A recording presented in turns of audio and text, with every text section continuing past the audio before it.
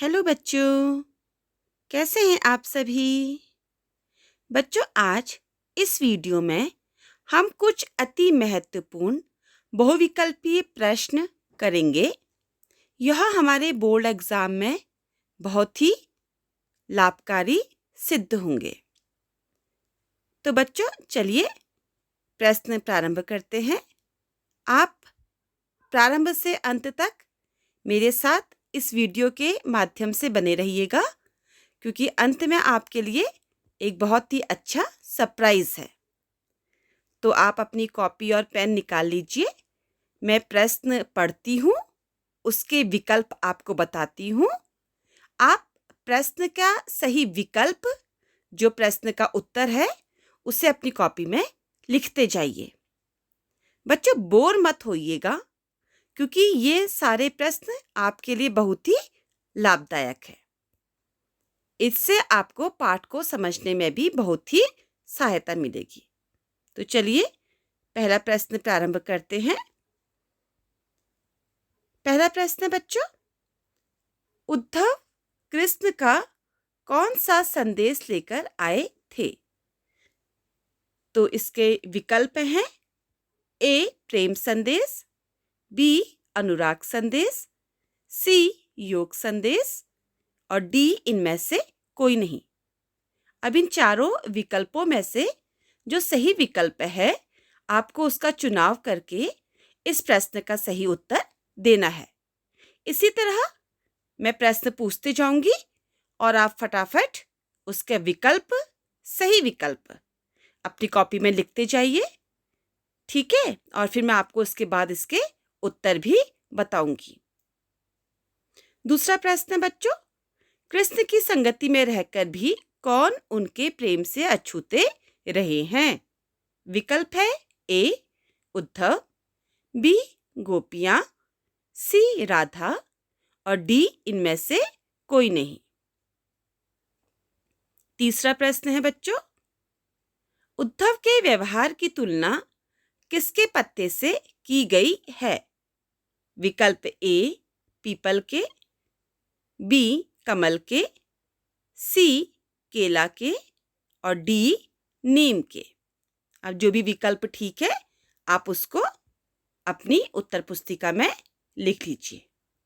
Next है बच्चों प्रश्न 4, गोपियों को अकेला छोड़कर कृष्ण कहाँ चले गए थे?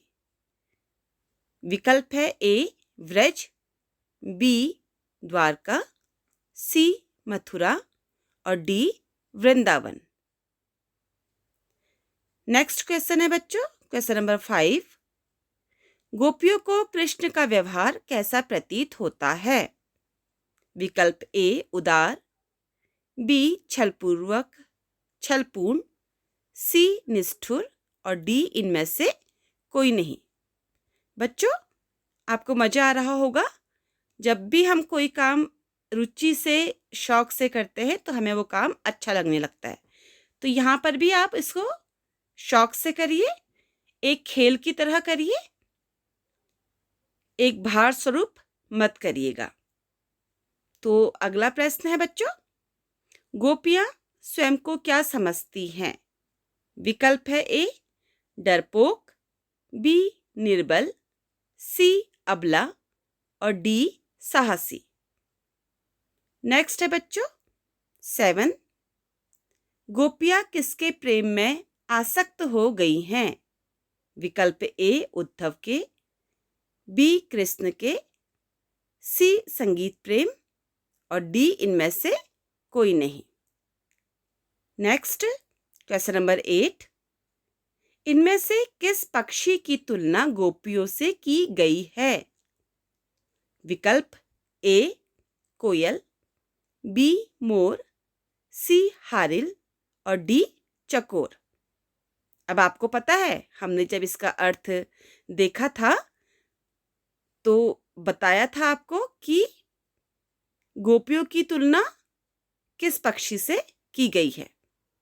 अगर आप भूल गए हैं तो आप रिवाइज कर सकते हैं पहले इस चैप्टर को। इसका वीडियो भी आपके को पता है, उसका लिंक और आपको अगर नहीं पता तो इसी वीडियो की प्लेलिस्ट में जाके आप सारे वीडियो अपनी क्लास के देख सकते हैं। नेक्स्ट है क्वेश्चन नंबर 9। किसके प्रेम की मर्यादा का उल्लंघन किया है? ठीक है, किसने प्रेम की मर्यादा का उल्लंघन किया है? तो ऑप्शन है बच्चों, गोपियों ने, बी उद्धव ने, सी राजा ने और डी कृष्ण ने। नेक्स्ट क्वेश्चन है बच्चों, क्वेश्चन नंबर 10। कृष्ण का योग संदेश लेकर कौन आए थे? Option A Uddhav, B Balram, C Sevak और डी इनमें से कोई नहीं। नेक्स्ट है बच्चों, क्वेश्चन नंबर 11। सूरदास अबला हम भोरी, गुड़ चाटी ज्यो पागी। इस पंक्ति में निहित अलंकार बताइए। इस पंक्ति में कौन सा अलंकार प्रयोग किया गया है या कौन सा अलंकार आया है, आपको ये बताना है। तो ऑप्शन ए है दृष्टांत, बी रूपक, सी उपमा और डी श्लेष अलंकार। अब आप छांट लीजिए कि इन चारों में से कौन सा अलंकार इस पंक्ति में आया है। Next question, question number 12। विथा शब्द का तत्सम रूप लिखिए। ऑप्शन ए व्यर्थ, बी व्यथा, सी बिना और डी मंथन। नेक्स्ट है बच्चों, क्वेश्चन नंबर 13। गोपियां किससे गुहार लगाना चाहती थी? ऑप्शन ए राम से, बी प्रभु से, सी उद्धव से और डी है कृष्ण से। नेक्स्ट है बच्चों, क्वेश्चन नंबर 14। उद्धव की योग संबंधी बातें गोपियों को कैसी लगती हैं? ऑप्शन है ए खजूर के समान मधुर, बी शहद के समान मीठी, सी कड़वी ककड़ी के समान और डी है बच्चों हारिल पक्षी के समान चंचल। तो बच्चों जिसने भी अर्थ का वीडियो अच्छी तरह से देखा है समझते हुए, उसको ये सारे ही प्रश्न आराम से आ रहे होंगे, मुझे पूरी उम्मीद है। तो चलिए नेक्स्ट प्रश्न है, गोपियों ने कृष्ण को किस प्रकार धारण किया था? ऑप्शन ए मन से, बी कर्म से, सी वचन से और डी है उपरोक्त सभी तरह से। Next question, question number 16। जकरी शब्द का क्या अर्थ है? विकल्प है बच्चों, व्यर्थ होना, बी रटना, सी जर्जर होना और डी दुखी होना। Next question number 17। गोपियों ने योग रूपी व्याधि किसे देने की सलाह दी है? ऑप्शन है बच्चों, ए जो बीमार हो, बी जो ईश्वर भक्त हो, सी जो कृष्ण को ही भगवान माने और डी जिसका मन चक्री के समान चंचल हो। आपको राइट ऑप्शन सही विकल्प का चुनाव कर इस प्रश्न का उत्तर बताना है। Next question, question number 18। Madhukar शब्द का प्रयोग किसके लिए हुआ है? विकल्प ए गोपियों के लिए, बी भौरे के लिए, सी कृष्ण के लिए और डी उद्धव के लिए। Next question number 19। Krishna Vraj से जाते समय अपने साथ गोपियों का क्या चुरा ले गए थे? ऑप्शन ए गोपियों का मन, बी माखन, सी दही और डी शहद। तो बच्चों सही उत्तर का चुनाव कीजिए और लिख लीजिए। बच्चों आप कमेंट बॉक्स में लिख के ज़रूर बताइएगा कि आपको ये वीडियो कैसा लगा या आपके लिए लाभदायक था भी कि नहीं। मैं यूं ही मेहनत कर रही हूँ, मुझे तो कुछ भी नहीं पता क्योंकि कि ये वीडियो आप देख भी रहे हैं कि नहीं। चलिए बच्चों, नेक्स्ट प्रश्न है क्वेश्चन नंबर 20। गोपियों के अनुसार सच्चा राजधर्म क्या है? ऑप्शन है बच्चों, प्रजा का पालन। ऑप्शन ए है बच्चों, प्रजा का पालन। बी है प्रजा के सुखों का ध्यान रखना। सी है प्रजा को बिल्कुल न सताना। और डी है उपयुक्त सभी। Next question, question number 21। समुझी बात कहत डैश के समाचार सब पाए। अब इस जो डैश है बच्चों, रिक्त जहां पर छोड़ रखा है स्पेस, उसमें क्या शब्द आएगा? आपको ये पंक्ति पूरी करनी है। तो विकल्प ए है दिनकर, बी मधुकर, सी उद्धव और डी है कृष्ण। तो बच्चों, अगर आपको लग रहा है कि ये वीडियो काम का है तो जल्दी से लाइक कर दीजिए और अपने अन्य दोस्तों के साथ शेयर भी कर दीजिए ताकि आप ही की तरह वो भी इस वीडियो का लाभ उठा सके। और यदि आपने अभी तक मेरा चैनल सब्सक्राइब नहीं किया है तो सब्सक्राइब कर दीजिए, क्योंकि मैं ऐसे ही आपके पाठ्यक्रम से संबंधित अनेक वीडियो बना करके अपने चैनल में डालती हूँ ताकि आप सभी उससे लाभान्वित हो सके। तो जल्दी से कर लीजिए बच्चों लाइक, शेयर और सब्सक्राइब, और वीडियो में मेरे साथ बने रहिए क्योंकि वीडियो के अंत में आपके लिए सरप्राइज है, मैंने पहले ही बताया था। नेक्स्ट क्वेश्चन है बच्चों, क्वेश्चन नंबर 22। गोपियों ने स्वयं को भोरी क्यों कहा है?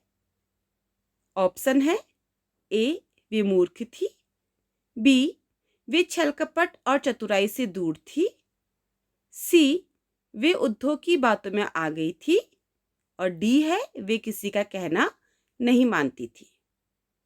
नेक्स्ट है बच्चों 23 क्वेश्चन नंबर। गुर चाटी ज्यो पागी में गुर से किसकी तुलना हुई है और चीटी से किसकी? ऑप्शन ए गुड़ से उद्धव की तुलना हुई है और चीटी से गोपियों की। विकल्प बी गुड़ से कृष्ण की तुलना हुई है और चीटी से राधा की। ऑप्शन सी गुड़ से ब्रजवासियों की तुलना हुई है और चीटी से कृष्ण की। विकल्प डी गुड़ से कृष्ण की तुलना हुई है और चीटी से गोपियों की। अब जो भी राइट आंसर है आप उसको लिख लीजिए। नेक्स्ट है प्रीति नदी में कौन सा अलंकार है? ऑप्शन है बच्चों आपके, विकल्प ए यमक, बी रूपक, सी अनुप्रास और डी उपमा। नेक्स्ट प्रश्न है बच्चों क्वेश्चन नंबर 25। गोपियों ने उद्धव के अनासक्त रहने की तुलना किससे की है? विकल्प ए कमल के पत्ते से, बी तेल की मटकी से, सी कमल के पत्ते और तेल की मटकी दोनों से और डी है इनमें से कोई नहीं।